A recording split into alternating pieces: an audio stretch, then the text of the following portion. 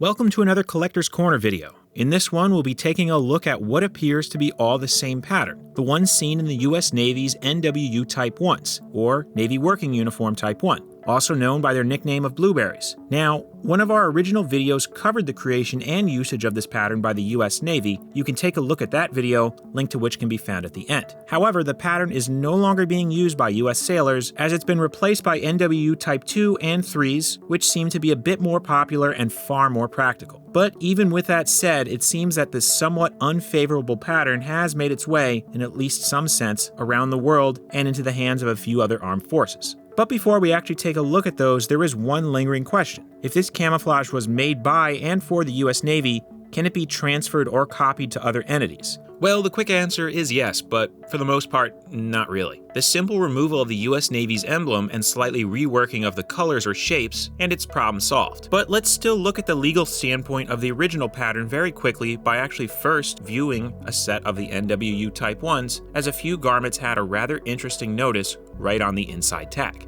Being that there were a few manufacturers over the years, some of the tags on the inside will vary, but a few pieces did have ones that stated Navy digital pattern / logos are trademarks of Department of Navy. So how was this pattern handled from a legal standpoint? Well, it's a bit odd, as the trademark case's legal dealings with it went back and forth some. Generally though, it started around late 2012 when it boiled down to the Navy trying to trademark their pattern but initially being denied by an attorney who claimed the patterns were functional and thus not applicable to trademarking, citing, among other things, it was used to conceal stains, wears and tear, and other marks that come with general prolonged use rather than the actual wearer. However, this was quickly reversed by TTAB, or the Trademark Trial and Appeal Board, which said it did agree that the pattern achieved this ability, but the Navy was able to show through a series of declarations of walk-in customers at the Navy Exchange in Naval Station Norfolk that essentially identified the blue digital patterns as distinctly Navy. The whole thing is a bit confusing, but long story short, the Navy was able to trademark the design.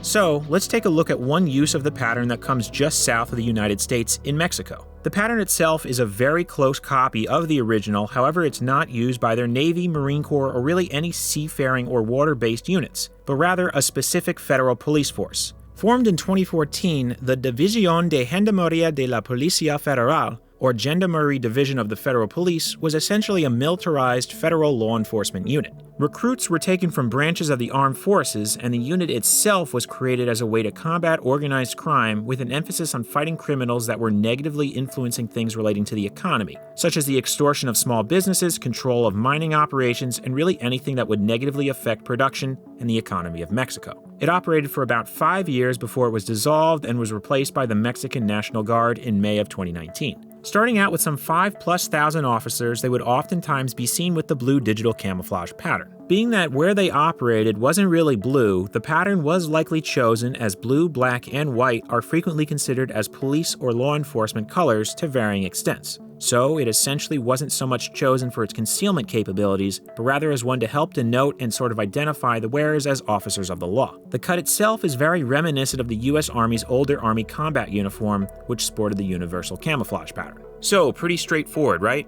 Well, sort of. The design is technically different, as it is more gray dominant and sees slightly different shapes, meaning it is a different pattern. However, another more interesting element regarding this uniform pops up, and once again we must look to the tags inside. Just about all of them have official government tags like this one, which translates to Federal Property. This garment is of exclusive use and manufacture for the active personnel of the Federal Police. Its unauthorized reproduction or use constitutes a federal crime punishable by corporal punishment. However, they also have ones which read Made in China, yet certain ones also have this one. Yep, these uniforms, or at least some of them, were made by the US-based company Tru-Spec. The brand itself makes a variety of tactical, law enforcement, and military gear, though it's often sold commercially and, depending on who you ask, sees many pieces' overall quality and user experience vary. But back to this uniform. The ones the Mexican forces wore are identical to Tru-Spec's TRU, or Tactical Response uniform. These can pretty much be bought online through a number of venues, and the pattern is often referred to as Midnight Digital. This in turn means there are a few possibilities as to how it ended up being used by the Mexicans. Either these were in fact made exclusively for the Mexican Federal Police, or they were bought in bulk by Tru-Spec and the official government tags were added in after the fact, or possibly a bit of both, as some don't include the tag or have signs that they were removed. Whatever the case, the pattern was only used for about 5 years in a law enforcement capacity, with the only other blue patterns being used by the Navy and Air Force, though neither are copies of the US Navy's design. So let's now move over away to the Middle East, specifically to the small island nation of Bahrain. Located right in between Qatar and Saudi Arabia, this country within the Persian Gulf has a population a little over 1.5 million who live on about 785 square kilometers or about 300 square miles. So it's a tinier country, but being that it's completely surrounded by water, it has a small but very active navy. Around 2013, its armed forces began being equipped with digital camouflage patterns, which seem to have their colors based on their older DPM designs. A lighter, more tan-based one for its soldiers, a darker tan, brown, and black one inspired by the Special Forces Tiger Stripe design, and the sort of odd one out, a blue digital for the Navy, which is the most recent as it was adopted around 2014. Design and color-wise, it is very reminiscent of the US Navy's one, however, overall, it is a bit darker and the pattern is a little bit different, with the black shapes being a bit more sparse. The pattern itself, though, appears to be called simply digital blue/black, according to the tags inside. But anyway, the uniforms are very straightforward, going for an older BDU style, seeing 4 pockets on the top, and the pants featuring 2 waist pockets, 2 cargo pockets, and adjuster tabs on either side. Because Bahrain's Navy has a little less than 2,000 personnel, and it's not an active one, at least on a global scale, the pitfalls that were encountered with the US Navy and the pattern likely won't be run into. Now, we have one final design which may be one of the most interesting, as it is technically a prototype uniform that actually was sort of a repurposed one as well. Moving west of Bahrain into Africa, we have Egypt. Being an ally of the United States, it has received over $50 billion in military assistance since 1978. As a part of this, it seems that many of their troops may have received access to US-designed camouflage patterns, either through surplus uniforms or otherwise. Over the last few years, designs such as US Woodland, 3-Color Desert, Digital Tiger Stripe, and Woodland Marpat have been seen. However, the one we'll be talking about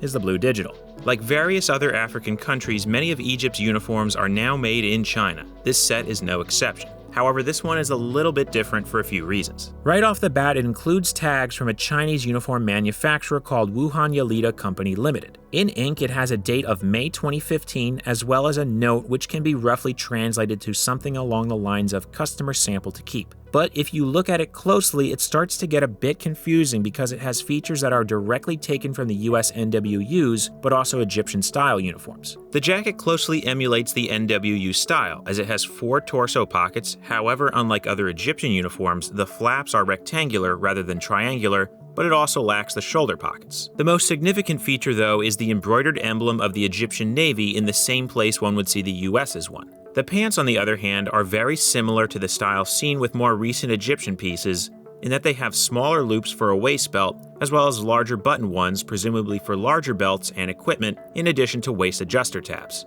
Then, for the icing on the cake, inside are tags that state they are US-made NWUs with the government warning, Navy digital pattern/logos are trademarks of Department of Navy.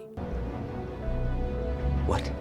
But let's compare the top to an actual United States issued one. Immediately you'll see that the patterns, though similar, are a bit different. First off, the Egyptian one does not include the US Navy's emblem embedded into the pattern. Additionally, it is a bit darker and the shapes are a bit more muddled, seeing a more blotchy appearance overall. So, what exactly is this thing? Well, from the information that came with it, along with the one provided by Wuhan Yalita, is that they were in fact made by them and the uniform is essentially an early sample prototype piece. Apparently, Egypt wanted to create a uniform based off of the NWUs. Whether they wanted to have their logo embroidered or the factory did that to differ it from the US Navy's one is anyone's guess though. As for why there are US tags inside, that part is still a bit odd. Supposedly, the Egyptians had either surplus or government-provided NWUs and sent them to China to be copied. The US labels were then either removed from the uniforms sent over, or extras were sent along with them, and they were simply sewn in to the copied sample pieces as a frame of reference